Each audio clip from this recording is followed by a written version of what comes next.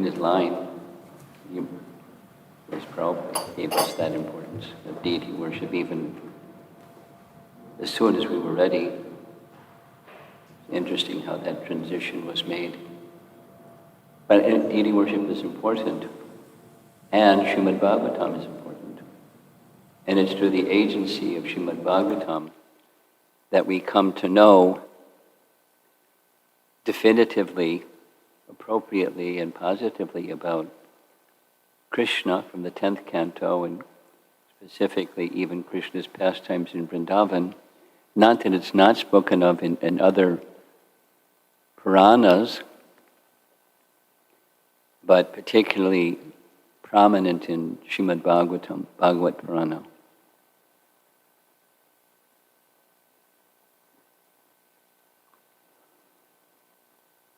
Prior to Madhvacarya, there was not the same emphasis on Srimad Bhagavatam that he gave to the importance of Srimad Bhagavatam as evidence or pramana for his commentary on Brahma Sutra. That is to say, prior to him, it was not done. Shankara particularly, and Ramanuja Acharya similarly did not give emphasis to Srimad Bhagavatam or Mahabharata or the Smritis in general when writing commentaries. Not that it's not that Ramanujacharya didn't know, but the flavor, the intellectual mood during that period of time was just as that the three forms of evidence, remember from yesterday, the Shruti Praman, Nyayat Praman, and Smriti Praman. So they were emphasizing the first two and not so much the third. However, some of you may have received, I hope you received, if you didn't, you can complain to Varsana. She made an effort to circulate a document that shows that Radha's name, you see, some of you received it. Anybody didn't receive it? Radha's name is found within the Vedas. Okay, well, you saw it, but some people here may not have. You didn't receive it. Complain. He'll help you. You don't have to complain. Radharani's name is not expanded, but her name and position is identified in the Vedas, in the Shruti portion of the Vedas. And then in the Smriti portion, further expanded, and Srimad Bhagavatam ultimately expanded. And then through the Acharyas following Chaitanya Mahaprabhu further expanded and further expanded. Thus Radhastami. Okay, so this says class 2 because those of you that weren't with us, class 1 had 2 parts. So class 1 was our opening class in Udupi. This is class 2 in Udupi. And the topic, as you see, is the appearance, pastimes, and places of Madhvacarya in the earlier section of his life at least. And there's 7 parts to it. And the first part is his appearance. Here's a photograph of the place where he appeared, Vimanagiri, or Kunjaragiri, the local language. And there's the road going up and up and up and up and up. And this is a mountain in the region where Madhvacharya made his appearance. Pachaka Kshetra is the name of the region, and shown here on this in this photograph is the hill where there's a deity of Durga who guards this area. And here's the deity of Durga. It is said that this deity of Durga was invited by Parashuram, as you remember from yesterday. The area can also be, or is also known as the place where Parashuram made his residence after chopping the demoniac kings many times. And so she guards the area in which Madhvacarya was born. So Madhvacarya was born as the son of Narayana Bhatta. We heard something about the line from which he was born, and his wife Vedavati. So, since the child was born in a row house, some of us live in row houses, and it was in a row of houses that was in the middle of the row. So Narayana Bhatta, the father, was also known as Nada Anti Ilaya Bhatta, or in Tulu language it means he was in the middle house, or Madhya Geha Bhatta.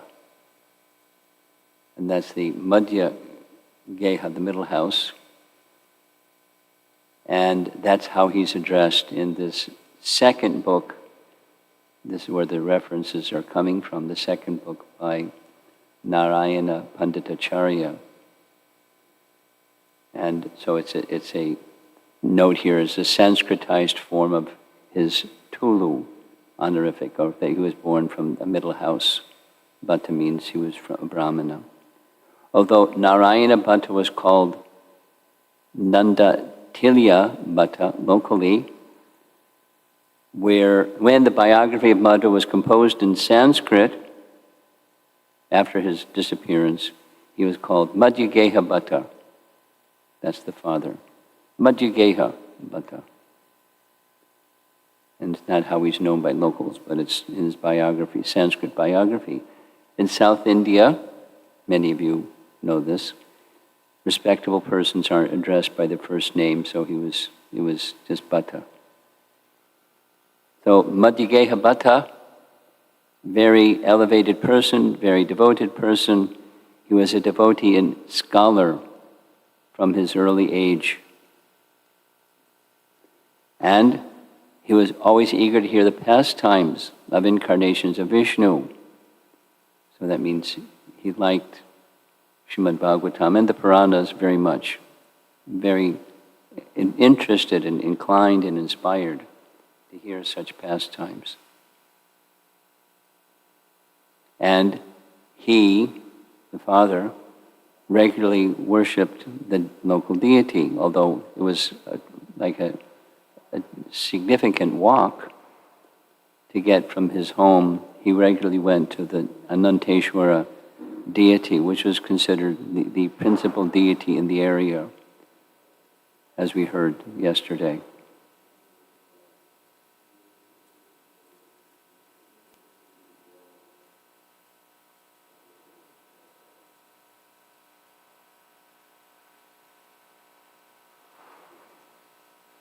And his father was particularly well known, along with his scholarship, etc., was for his being a reciter of Srimad Bhagavatam and Mahabharata.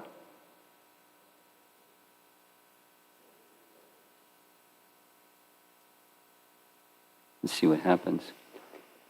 Here's an image meant to show demigods. See the demigods in the sky? The demigods, it is said in his biographies, plural, that Madhyageha, the father, was called Bhatta due to his expertise in these narrations, and that the demigods used to come and listen to his discourses. When he spoke, there would be crowds, and so he was a celebrated lover of the pastimes of the Supreme Lord and narrations of the pastimes. Later, Madhva, following his father, similarly took great interest. He wrote elaborate commentary. Both are celebrated, particularly his Mahabharata commentary is celebrated. Mahabharata Tatparya Nirnaya, celebrated commentary. And little subnotice, children have a tendency to take after their parents. They don't always, but there's a tendency. So if parents give some strong emphasis to hearing, reciting, and remembering and discussing, then it passes on to the children, commonly, by association. This is another important lesson. Madhva was the first to use Srimad Bhagavatam for particularly his commentary on Brahma Sutra, and also the Upanishads. And Chaitanya Mahaprabhu also accepted Srimad Bhagavatam as the primary pramana. And here's a little subnote. I mentioned this, but it's worth repeating. I'll just read it, it's nice. References within Shankara's and Ramanuja's commentaries, both Upanishads and Brahma Sutra commentaries, primarily were from the Upanishads and the Shrutis, the Shruti Pramana. The reason is, during his time, the others were considered, kind of poo-pooed. They're for less intelligent people and not strong-minded people, and so the weaker people go for those things, but we don't because we're scholarly people. It's kind of like the attitude, kind of a condescending attitude. However, Madhva broke ranks. He legitimized and gave support for why he was legitimizing, particularly Srimad Bhagavatam and Mahabharata, in his very scholarly works. And we've benefited from that. It wasn't easy. Scholars, you know how scholars are, they're a little proud. And they don't break ranks. Someone that breaks ranks gets put down for different reasons. And he broke ranks anyways. So we're benefiting from that. And this is part of the response to a question that Sri Radhika asked the other day. We're benefiting from that strength of Madhvacarya today. And the Bhadra Purnima event is coming up real soon, where we're going to be speaking more and more and more about the glories of Srimad Bhagavatam. And it's just, we're in the wake of course, Chaitanya Mahaprabhu, but before him, Acharya, and Chaitanya Mahaprabhu chose to receive initiation in the line of Madhvacarya for at least these two reasons: the emphasis on Srimad Bhagavatam and the emphasis upon deity worship. Similarly, prior to the advent of Shankaracharya, people of this coastal region used to follow Bhagavad Dharma of hearing and chanting, and they wore the appropriate tilak, the vertical tilak. But that changed during the time of Shankaracharya. We heard the Pancha Upasana message, and he had different tilak. After Advaita Vad took a foothold in the region, some followed the Smarta tenets. Smarta tenets, in this case, meaning they followed Shankara's teaching that said any one of the five deities is just fine, because really the final analysis is Advaita, that Nirguna Brahman, so you can worship this one, that one, the other one. That's okay, because that's not the essence anyways. However, in this region, there were still persons who were Vishnu worshippers, but externally they accepted the norm because they didn't want to be ostracized.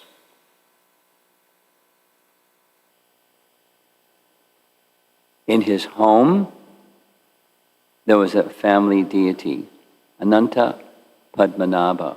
This is a photograph of his family deity. Ananta Padmanabha is a Vishnu deity. And regularly at the same time, so strong in deity worship. Madhvacarya owned some land that was used for his income. It was tilled for him by a tenant.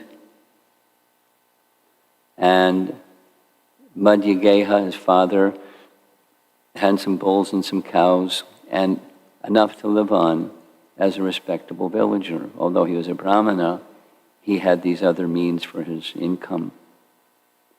However, as happens in this world, he sometimes had to borrow money to meet his expenses. And there was a little problem. His first two sons died. He had a daughter who remained. And so what did he do? He went regularly to worship the deity, Ananteshwara deity shown here in this photograph.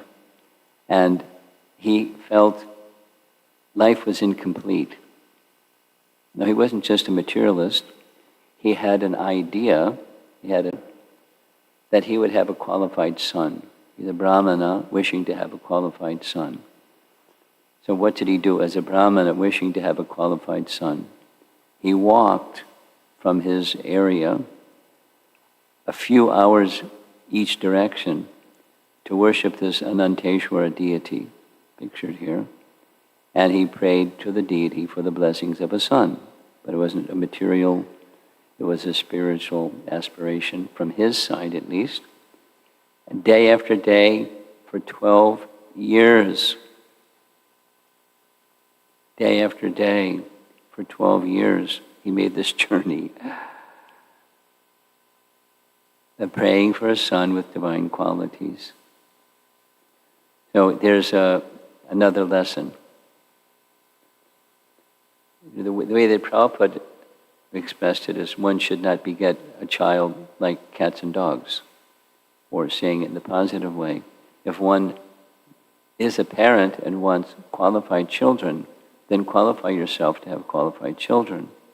And the standard is a standard in Vedic culture, exhibited prior to this, but by his father. He underwent austerities, and he was depending upon the deity, this sense of dependence upon the Supreme, for 12 years. He already had a daughter. 2 sons had died, and he was feeling, let's just assume he's a qualified Vaishnava. And therefore his desire to have a son wasn't just a material desire to have a son. It was another kind of a desire. And so one day they decided to remember Lord Narayana, undergo Garbhadan Sanskara after 12 years of those austerities and praying to the deity, taking the Lord's blessings, stating their desire to the Supreme Lord that they should have a pure devotee son. And the purpose of the pure devotee son was to help others, the world, become free from suffering. So in this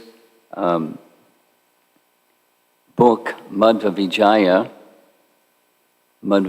is one of the writings of Narayana Panditacharya. It's described that Lord Vayu, so another name for Lord Vayu is Mukhya Pran, he entered the body of Vedavati in his partial aspect, in the same way that a king enters a well-decorated city, shining, cleaned, with bright new gates, and containing houses with fine features. Actually, what happened in this other text, when they conceived a child it is described in this other text that an associate of Kuvera named Madhvacarya entered into Vedavati's womb at the time of conception. However, in the last stage of pregnancy, Vayu, the deity of the wind, entered the womb, and Madhvacarya moved out. Just as wind entering an enclosed space can displace objects in that space. And he didn't whine and complain. He was fine with being displaced. So now, this is the first of 7 pastimes, the birth or the conception of Madhvacarya as an expanded or a partial expansion of Vayu. And there she is, the mother, Vedavati. Now here's the birth date in the village. Pajaka Kshetra. This is the date when he appeared, and gives the date of this year when his appearance date falls, according to our Vaishnava calendar. And during the very moment when the child was born, the father, Madhvacarya, was in Udupi. What was he doing? He was at the temple, worshiping and offering his prayers to the deity. He was very fixed in his bhakti. As soon as Sri Madhva was born, due to the good relationship he had with the rest of the villagers, there was a celebration in his hometown with artists playing drums, etc., etc. And he's not even there. He's with Ananteshwara. So the villagers rushed to the home, and as he was returning home, he heard the sound of the music, and everyone was in a joyful mood, looking at the baby and saying how beautiful, you know how people are when they see a newborn baby. Madhvacarya performed all the prescribed ceremonies. His new baby was seen to possess a large number of good qualities. I don't know how you see good qualities in a baby, but somehow you saw it. At least to me, they all look the same. Somehow, you could see. And he gave the name Vasudeva. So that was his birth name, Vasudeva.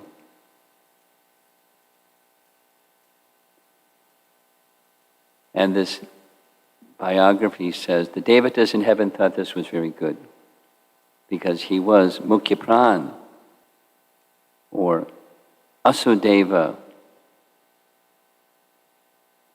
Asupran, born for the specific purpose of redeeming correct knowledge, and he had a constant and great devotion for the Supreme Lord Krishna, who was the son of Vasudeva. You have to change that long A to a small a. And so now comes the next of 7 pastimes. Madhva, or Vasudeva, is offered to the deity. So the child is born a few hours away from the deity, and the father and mother, at the soonest possibility, because it took the mother some time to recover, etc., but they brought the child to the deity to receive blessings and offer their son to the deity. They understood this as one of their first duties, to pay respects to the deity who blessed them with this nice, qualified, amazing son. So as soon as the mother was fit, they went to Udupi with the child. The whole procession went with them for the occasion, and the child was offered to the deity. It was a newborn child, and the long journey back they didn't stay the night in Udupi, they made a journey back. However, the journey back was through a forest, and it was late in the evening. And it was a little difficult because there were no streetlights, no flashlights, no cell phones with the light feature on the cell phone. They were walking through the dark in the forest. And as they passed through this forest, winding up and down in a rugged forest, when they were passing through, this is at around midnight, an evil spirit who resided in the woods attacked one of the members of this traveling party, and that member started vomiting blood.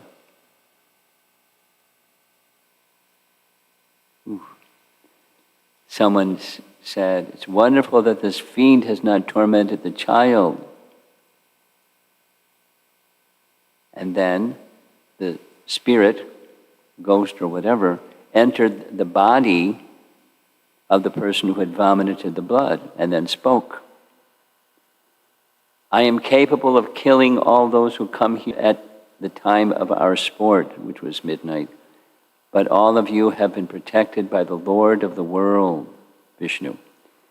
It is a wonder that Mukhya Pran is showing himself as a mere child." The person that vomited blood said these things.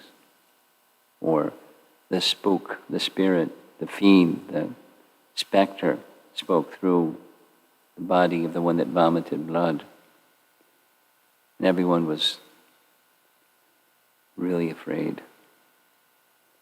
And they blamed themselves for making this journey at night through a deserted forest.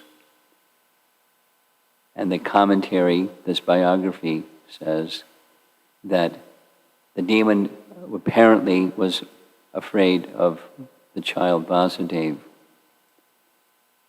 where it is said that Vasudeva is no ordinary mortal. So that's the second pastime, childhood pastime. We're very early in his childhood, just a short while after he was born. And then the third pastime of 7 is Madhva was fed horse gram. Does anybody know what horse gram is? Horse gram is a kind of lentil that has high energy, high protein. It's called a horse gram because they feed it to horses because it makes them work hard or run fast, or, it's not normal human food. Horse gram. I had to look it up. Horse gram. And he had an older sister, and the mother, here's the picture of the mother with the 2 children, the older sister and little baby. So one day, the mother, Vedavati, had to go somewhere, do something, so she left the older daughter in charge of her son. And when she left, before she left, she fed the baby and then entrusted everything with some instructions, what to do, what not to do. And be very careful of your younger brother. However, as soon as the mother left, Vasudeva began to cry and cry and cry. The sister tried to do what she could do to pacify the child. Nothing worked. Said, "Your mother's going to be back soon. She'll have some nice things for you." But the child was crying and crying. Nothing worked. So what did she do? Horse gram to a new baby. You don't do that, but she did it. Finding that there was no possibility of making him calm down, she offered him a little quantity of boiled horse gram and allowed him to eat it. Not only he ate it, but he ate everything. Vasudeva took it with greedy appetite and refused to desist until the whole quantity of cooked horse gram was gone. There's a photograph of horse gram. It was far larger in quantity than a bullock could digest. But he was not happy until he consumed every grain of the heap, and stopped crying only after the hearty meal was over. Then the mother came back. And the mother found out what happened. And she was in distress, mothers. She saw her son smiling with a full stomach, and she heard what happened from the older sister. She scolded her and started, doing what mothers do, worrying and fretting and blaming herself for this misfortune. But her son was very, very happy,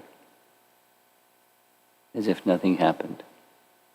And even days after, no sign of indigestion. It's a little baby, you don't feed grains to a little baby. But no problem. And the explanation given in this biography is he had an appetite like Bhima. One of Bhima's name is Rikudar, right? Big appetite, voracious eater. And the painting, this little drawing, is meant to show a pastime of Bhima. The pastime. The big creature over there behind, it was Baka, the demon. So this is the pastimes from Mahabharata. After the House of Lac incident, where there was a plan to kill all the Pandavas and Kunti by burning a house that they were residing, a summer home. And by the grace of Vidura, they were rescued, and he went through a tunnel, went on the other side of the river, because he was there, Akrura was there, not Akrura.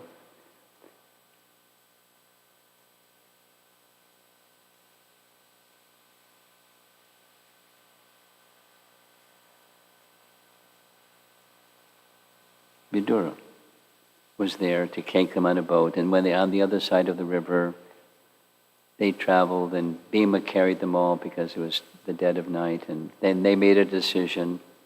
They think that we're dead. Let's stay in a hidden position and see what else they're up to. So they adopted the disguise of Brahmanas and a Brahmani, their mother, and they went some distance to Ekachakra. Ekachakra later became the birthplace of Lord Nityananda. And it so happened that in Ekachakra there was a demon named Baka, and he raided, because Ekachakra was at that time a center, a place where many Brahmanas resided, kind of like a Brahminical community. And they made a truce with Baka, that once periodically we'll send a whole bullock cart full of edibles for you, and a driver, and you can eat the edibles in the bullock cart, you can eat the driver, but please don't raid us. So he agreed. And then the home in which the 5 brothers were staying, and Kunti, it became their turn to sacrifice the father and all the edibles. And it became known in the house, he's going to give up his life. And they were in big anxiety. Privately, Kunti suggested to the wife, why not send my son? She said, no, you're a guest in her home. And she said, you don't know the strength of my son. Trust me, send my son. He'll take the bullock cart with the edibles. And we took the bullock cart with the edibles. He was so hungry, he was just eating all the edibles in the cart on the way to meet with Baka. Baka became furious. Baka tried to attack Bhima. Bhima finished him. And Bhima had already eaten all the edibles. So Bhima is known as having a voracious appetite. And by so doing, he slayed the demon Baka, and he saved the life of a Brahmana. It's to say that Vasudeva or Madhvacarya had qualities like Bhima because they're incarnations or expansions of Vayu, both of them, as was Hanuman. Another example given in this biography is the incident where Bhima ate lots of cake. So much cake. It was poison cake. The plan of Duryodhana was to go to a place where there's a big festival, and at the big festival they had some sporting activities, and at the end of the sporting activities there was a big feast. And the plan was, because Duryodhana particularly had a despise towards Bhima, because he was, as a young boy, when they played, boys will play, and he picked up the other boys and threw them around and Duryodhana was envious, wanted to kill him. So he fed him poison cake, enough poison to kill 10 men. And at the end of the day, when the Pandavas were to go back to where they were staying, Bhima said, "I'm feeling very tired, let me just rest." But he was, the effect of the poison was, he hadn't fully digested the poison yet. And so what did Duryodhana do? Duryodhana, after he fell asleep, he tied him up in ropes and tossed him into the Ganges to drown him. That was his murder plan, one of the murder plans. And what happened was, interestingly, from Mahabharata, there's different versions, but Bhima's body sank down and down and down, not only to the bottom of the Ganges River, but to a lower region where the Nagas reside, lower region of the universe. And the Nagas bit him, but the venom of the Nagas was just exactly the antidote for neutralizing the poison that had been fed by Duryodhana. And so he regained external consciousness, and what the painting is showing is he had a battle with the Nagas. He just burst the ropes and had the battle with the Nagas and finished them. All of this is, he had a big appetite. As Bhima had a big appetite, Madhvacarya, as a small boy, had a big appetite too, indicating Madhvacarya, as we heard already, is an incarnation of Vayu in the third iteration, Hanuman, Bhima, and Madhvacarya. A fourth pastime out of 7 is a very interesting pastime where, as a child, there was a little situation where he was dragged around by the tail of an ox. Not so dissimilar from Krishna's pastime, holding the tail of cows. One day, the child disappeared. Nobody knew where he was. They searched everywhere. They couldn't find him. They were in big anxiety. For hours they looked, and then, lo and behold, here comes the child holding onto the tail of an ox. And merrily the ox was traveling here and there, and the little boy was holding on to the tail of the ox, with no indication of fear or anything. Very happy. And the situation, according to the biography, was early in the morning he saw the bull, he grabbed the tail of the bull was panicked. He grabbed the tail of a bull, and he started moving about very quickly, and the boy wouldn't let go. So this way, that way, for hours. And finally, he came back. The bull came back, and there was the boy holding on to the tail of the bull. And they were very concerned, needless to say. But then they looked closely, And they saw the boy wasn't harmed. He was beaming with smiles. And he was having fun.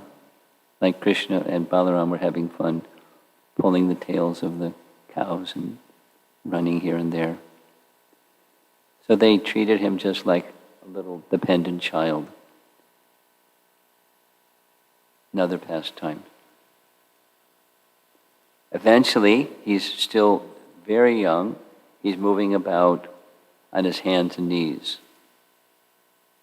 So he was very energetic, young Madhvacarya. And they couldn't stop him. He went here, he went there. He didn't do mischief. He didn't cause anybody trouble. He didn't do pranks. He was just going here and there, very high energy little boy.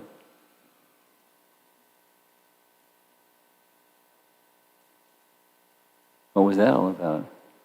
Your son is like that too? Oh. You met one the other day. I think that other boy beats your son. We'll see. Then child pastime number 5 is his father had a debt. Now his father had cows and he had land and he had someone taking care of the cows, but somehow the child in his playful way went to his father and asked for something to eat. But his father said, I can't do that because there's this fellow that I owe some money to, Kakra Shetty. And he had been given a bull by Kakra Shetty. Now Kakra Shetty wanted payment. And so Kakra Shetty was sitting right outside the doorstep declaring he's going to fast. Now most people that are debtors, they don't care, let the man fast at my doorstep. But because this is a noble, virtuous Brahmana, he was in anxiety. So the father told the son, we can't take any food until we make some payment to Kakra Shetty. This is a teaching. There's 3 things that ruin a family. 3 things, if neglected. Ill health, Prabhupada said the same. We've heard this. There are 3 things that take priority. Fire, debt, and health. You pay attention to them when they come because it can bring big problems. So he explained to his son, I have to fast. And for that matter, our whole family has to fast, because if not, then it'll bring ruination to our family. So here's a photograph of some tamarind seeds. The little boy, Vasudeva, said to his father, please make some food. And he would take care of the debt to Mr. Shetty. And it was known that from time to time, during his play, with small child play, he would gather handfuls of tamarind seeds and he kept them in a bag, pretending that they were money, currency. And his father had observed there was a whole big bag of these dried tamarind seeds. They had a tamarind tree in the backyard. And so his father prepared food just as was asked. And the son, Vasudeva, went to the debtor, the person who was the debt was owed to, and he said to him, when they reached the tamarind tree, Vasudeva, the son, started pouring handfuls of dried tamarind seeds from the bag into the hand of the man who the debt was owed to. And as he poured the seeds, it was just a playful mood, and the man was listening to the playful behavior of his little boy, cute little boy. But suddenly, those tamarind seeds all turned into gold coins. There was a lot of gold coins, far more than what the debt was. So he was very satisfied and he went away. And Vasudeva went back and told his dad, it's all taken care of. Let's have the meal. Interesting pastime. For me, it's reminiscent of hearing Chaitanya Mahaprabhu's childhood pastime, Nimai and Nitai and their childhood pastimes. So the lore for the followers of Madhvacarya are quite similar. Miraculous exhibitions or displays of his mystic powers. Then there was another time, again, his father had borrowed some money and Kanaka Shetty came for the payment and he was expecting another big bag of gold coins.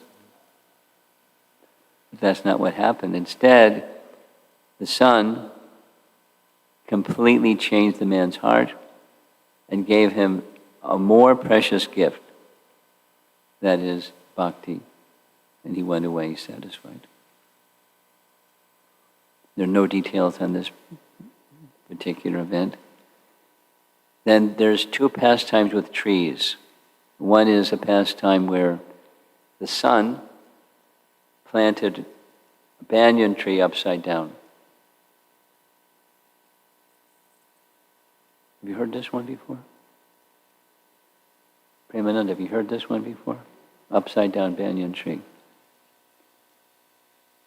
In the place of their village, there were 4 ponds.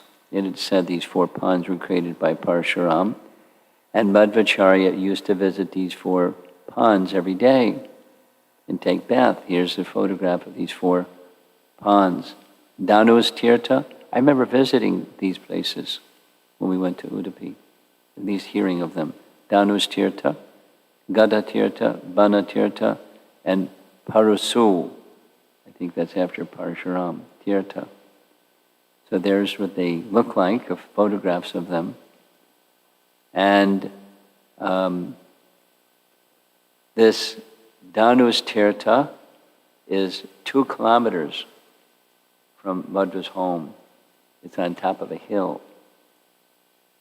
And he went 2 kilometers to take his bath every day. And the Gada Tirtha, pictured here, it's down at the foot of a hill where there's a Parshuram temple at the top of the hill. And the other, the Bana Tirtha, pictured in the lower photograph, it's right behind the Kunjaru Giri, the hill. That's where we saw that before, where the Durga temple is. It's right behind there. And the Parashu means axe, and Parashuram is the Lord of the axe. Parashu Tirtha, about 1/2 kilometer behind his house. So he went to all these places daily. Now, his mother expressed she has difficulty going to all these 4 places every day. So Madhva saved her some problem. He created a Vasudeva Tirtha right behind their house. And he said to his mother, taking bath in this new pond is equal to taking bath in all 4 ponds. She was not so sure about that. So he wanted to demonstrate that it's for real. So the father used to visit all 4. Once the father found it hard to go to all 4, and so what happened was the Vasudeva Tirtha was created, and to prove to everybody it was real, Vasudeva uprooted a banyan tree, a small banyan tree, and planted it upside down. Roots upwards. Chapter 15, Bhagavad Gita, right? And he pledged that the tree would grow and thrive if fed the water from this Vasudeva Tirtha. And sure enough, the tree grew, and the tree grew, and the tree grew upside down. I don't know how it would look upside down banyan tree, but He wanted the followers, the village people, and his father and mother to have faith in what he said and did. And here's the final pastime. We're almost done. There's another tree planting pastime of a banyan tree. The little boy was carrying around this stick. And his father asked, "Why are you holding that stick?" And he said, "I'm going to reestablish Vaishnava Dharma." That's what the little boy said to his father. And his father said, "Really? In this age, it would be only possible if that dry stick in your hand sprouts." So he took the challenge and he stuck the stick in the ground and it sprouted and grew into a big tree. And that big tree is right near the Vasudev Kund. So over a period of time it became known that this was a symbol of Madhvacarya replanting Vaishnava Dharma or Vaishnava Siddhanta. So these are pastimes and places and his appearance found in this nice biography of Narayana Panditacharya, the second one. And there's more coming attractions. So on this Radhastami morning, with absorption in Madhvacharya, but we'll switch channels very soon to Srimati Radharani. Again, I'd like to say, for me, the emphasis is upon Madhvacharya's establishing the veracity and authority of Srimad Bhagavatam. Of course, it's in Srimad Bhagavatam, but others that took other priorities had their scriptural references and their basis for taking those other priorities of Shruti, not Smriti,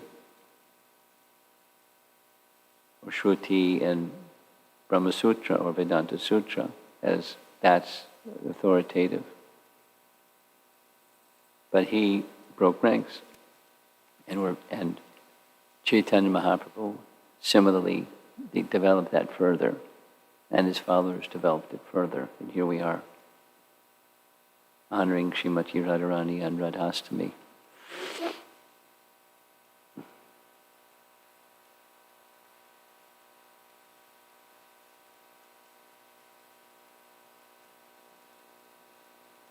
Did we discuss yesterday the topic of, I think we did, the topic of Madhvacharya in his, yes we did, Madhvacharya in his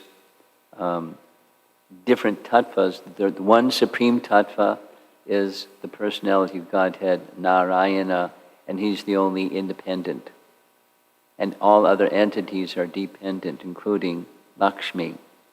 Lakshmi isn't a category by herself. She's a dependent jiva, according to Madhva. Shakti Tattva is not part of his teachings. She is a dependent jiva, but never touched by Maya. And then there's dependent jivas that are touched by Maya. All other jivas are touched by Maya. And some of those jivas that are touched by Maya can become liberated, and some don't become liberated, and some will never become liberated. There's categories of jivas as part of his teachings. Poor jivas that will never become liberated. And in the category of jivas that will never become liberated, an example is given as Kali Yuga personified as a jiva that will never become liberated. So we don't need to worry. There's eligibility. But, there's criterion for that eligibility. So we have obviously a different picture of who is Lakshmi. In fact, our picture of Lakshmi is she's an expansion. She's one of the expansions of Srimati Radharani as the Shakti Tattva, not just Jiva Tattva, but Shakti Tattva of the Supreme Lord. So the goddess of fortune, the queens of Dwarka and the gopis. They're in the category of expansions of Srimati Radharani. And she's the Rani. She's the queen. Vrindarani, the queen of Vrindavan. Okay, so let's see if there's some discussion.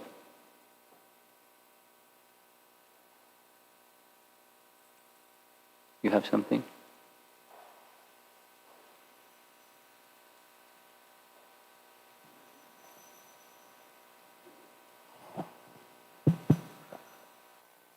Maharaj, this is, I have seen a movie of Madhvacarya. You have what?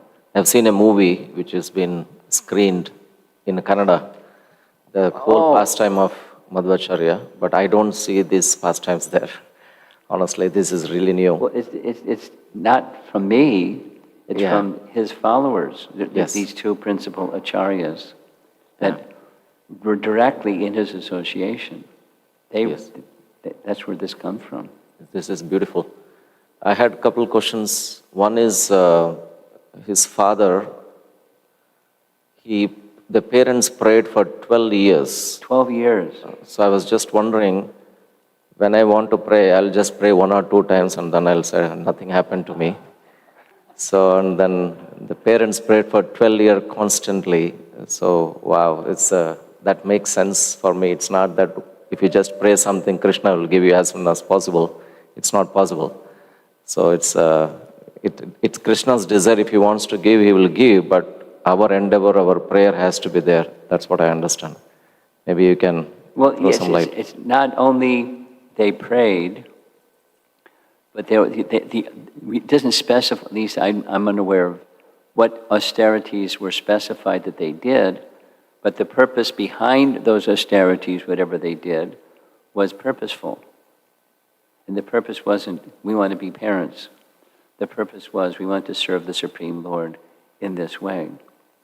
So it takes elevated consciousness to do what they did, and the result of elevated consciousness was elevated consciousness. So, in anything that we do, like, we're observing Radhastami. And the consciousness with which we're observing Radhastami has everything to do with what our experience will be. And our relationship, just like yesterday evening, that discussion with, having Radharani's mercy to come to Shyamananda Pandit. So, consciousness is the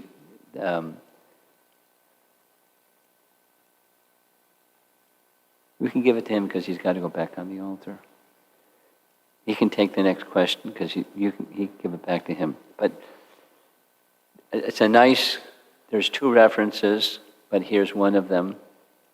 Yadrashi Shraddha Siddhi Bhavati Tadrashi, that says one's Siddhi Bhavati, or perfection, arises corresponding to one's faith. So faith is the seed, but then the seed has some behaviors that can be seen, some external manifestations of something that's already within. And already within can be polished and strengthened. And so behind everything that we do, the absorption in that which we have faith in has everything to do with the outcome of our lives and the fruits of our activities, auspicious or transcendental or otherwise.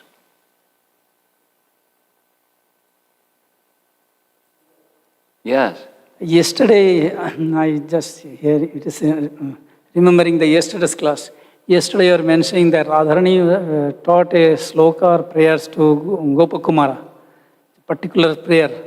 So that is that same sloka like Oi Dinodaradhanatha Mathuranatha, that sloka or different sloka? I got about 10% of what you said. What is that sloka? Let him say. Radharani taught. Let him say. He's asking what is the verse that Srimati Radharani taught to Gopakumar that you had referenced in yesterday's class? Radharani taught to Gopakumar. I don't know of a verse that Radharani taught to Gopakumar. Gopakumar's spiritual master gave him a mantra. One of the mantras that you chant was given to him by his guru. But I don't know of anything that Radharani taught him. Okay?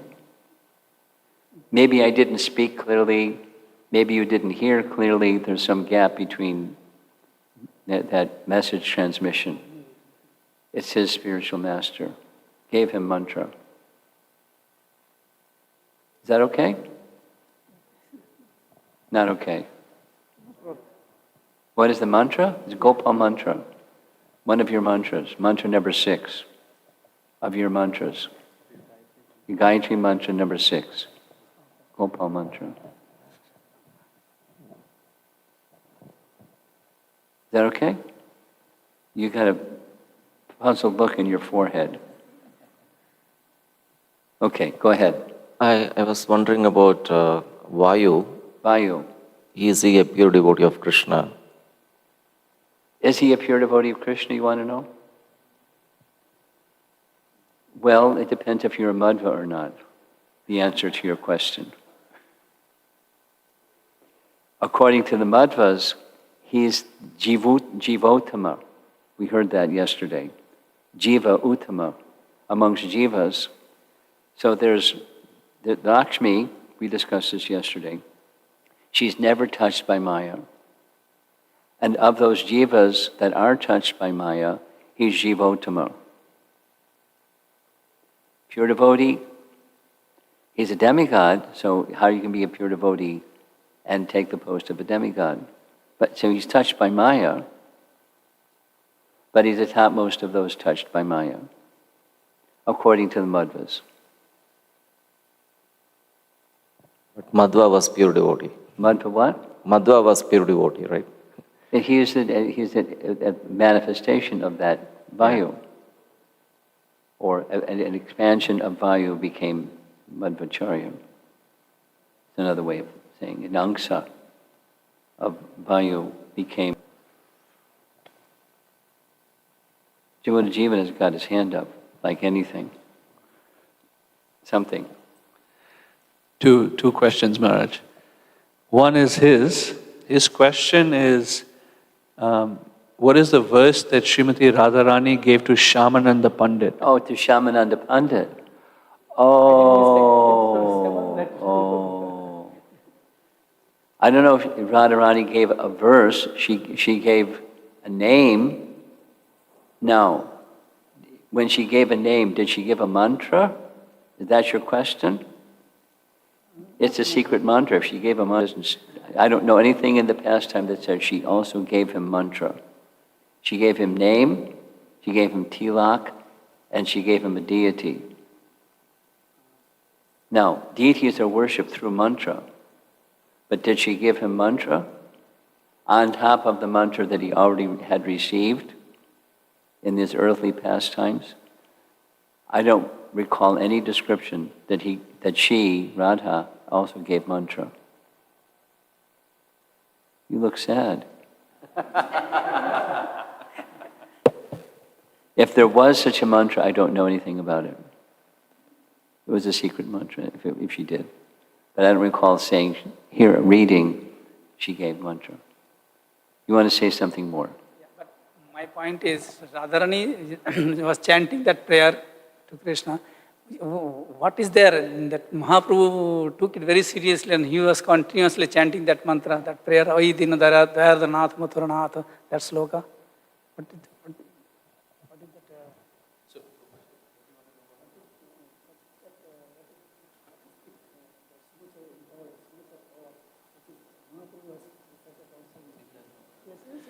So, Madhavendra Puri chanted this Ayadinada. Yeah, he did. And he's trying to understand that Mahaprabhu also appreciated that mantra very much. What is that special potency in that verse that Madhavendra Puri chanted? What's the special potency in the verse that Madhavendra Puri recited? Yes, over and over again. Well, I don't know if there's a special potency in that verse, as much as there's a special potency in the mood behind the verse. The special potency in the mood is the mood of Radha's love Radha's love in separation.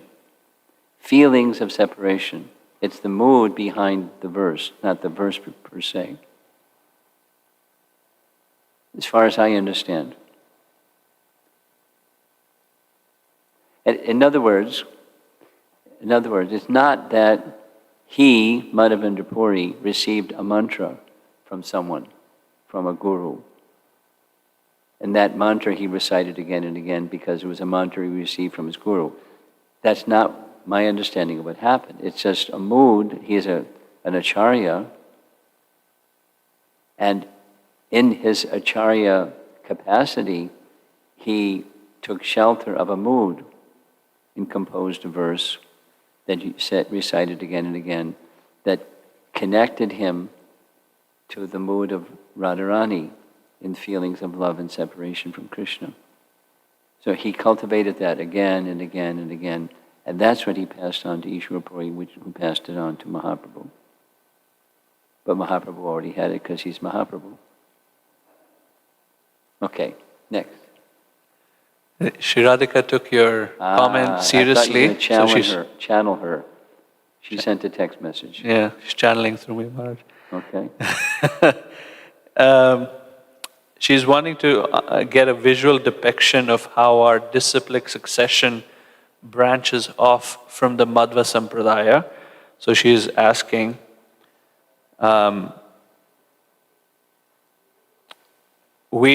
you commented that we are a shaka, we are a branch of the line.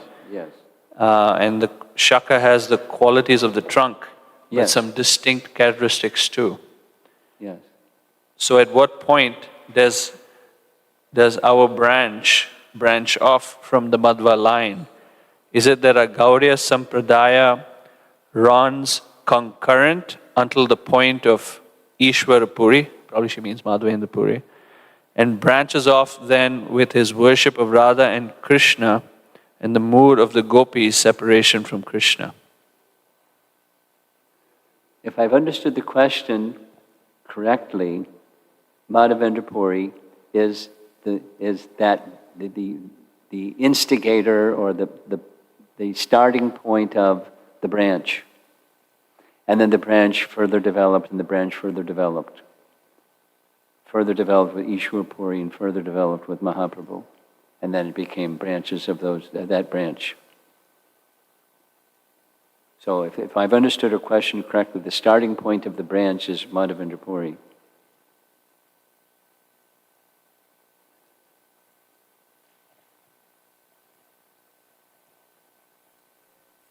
Obviously, Madhvacarya, being an incarnation of Vayu, is empowered personality. And so how do we understand this point that you were talking about, different categories of jiva? And are we, even our own understanding, when there is a debate about whether jiva fell down or all of that, we are learning something about it depending upon from the source from where it is coming from. There is no point in intellectually trying to understand. At least that's the way I feel. But Madhvacarya was an extraordinary personality, and when there is such a clear description by him about different categories of jiva, how do we even try to understand? How to reconcile? Yeah. That's your question. With palms folded. That's how you reconcile. Or in other words, the teaching of Lord Chaitanya and his followers, Rupa and Sanatan, etc., did not enshrine that principle. Rather, they enshrined another principle. So how to reconcile? With palms folded. My answer to your question is similar to my answer to Shri Radhika's question. How do we regard these differences? With respect, palms folded. And he had the view rooted in Shastra, with a particular mission. The mission was Lord Vishnu, according to his biography, or the biography of him. Vishnu asked Vayu, here's some service. And it was, yes, sir. So according to the mission, rooted in Shastra, he established what he established. So now your question, how to reconcile it. Palms folded. He did what he did for a particular purpose, and he did it successfully. There was a sampradaya, Brahma Madhva sampradaya from Lord Brahma. So that's how we reconcile it. He did what he did, and we respect him and what he did. And we don't adhere because we're Shakaved, but we respect. He wrote what he wrote and said what he said and established what he established, and we're indebted to him. We have great respect. We don't agree with all of the points, that's okay, because we're followers of Chaitanya Mahaprabhu, that's a branch. We're very faithful to Chaitanya Mahaprabhu and very respectful to Madhva.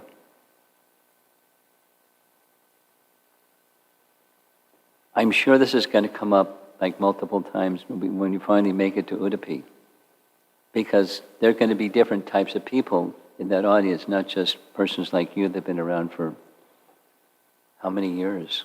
25, 30 years, whatever it is. So it's going to be newer people. They're going to be spinning, I suspect. But you have something?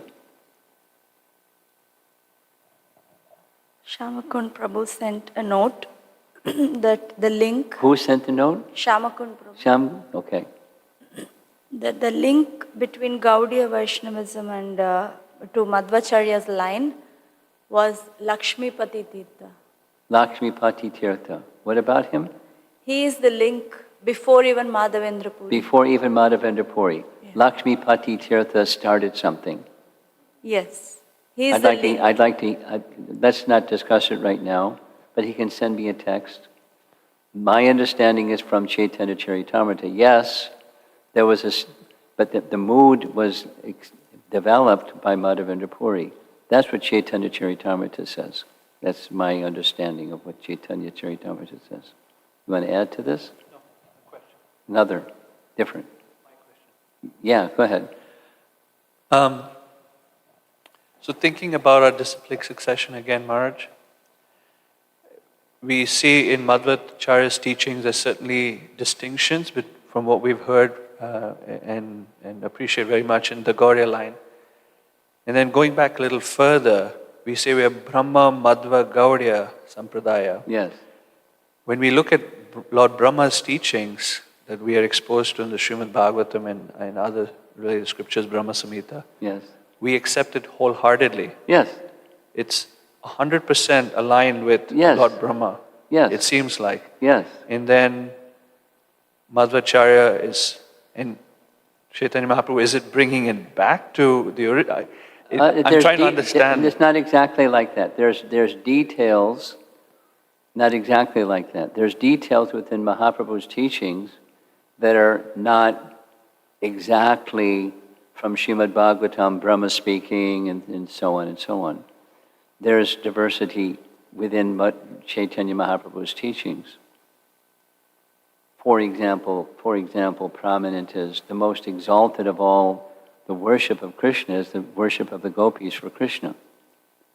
That's certainly within his teachings, and I don't see that in Brahma's verses of the Bhagavatam.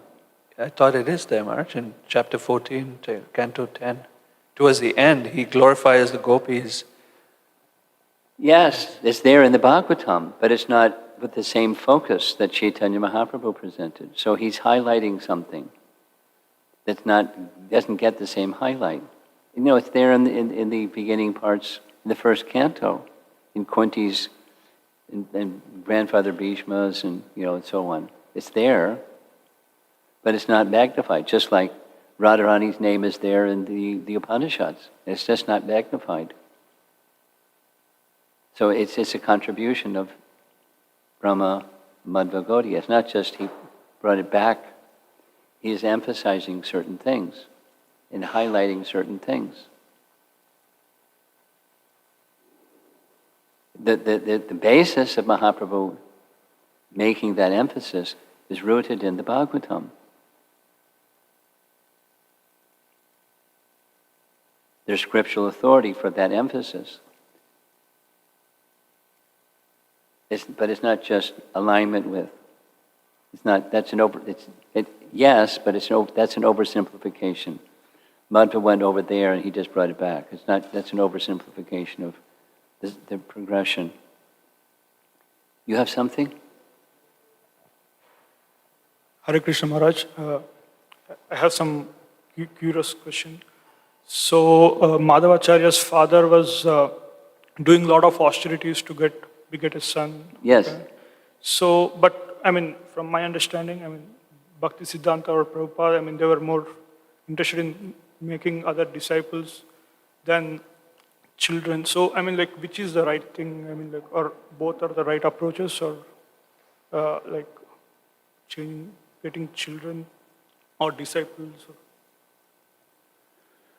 I got about 40%. Could you repeat what he said? Jagatananda, you got it? Just say it. Austerities, etc.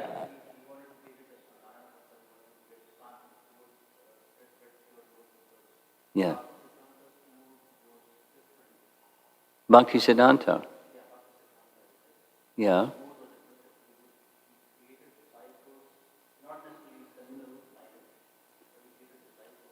Fantastic.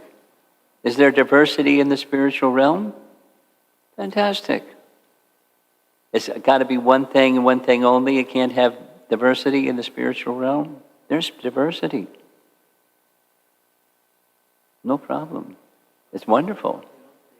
Huh? It's okay. But there's diversity. But his point is, Bhakti Siddhanta didn't produce children. He produced pure devotees. Oh, which is better? You know, according to the Lord's plan, that's better. The main thing is be connected to the Lord, and that's what's better. And whatever He wants, that's what's better. For different persons, this is better. For other person, that's better. Just be connected.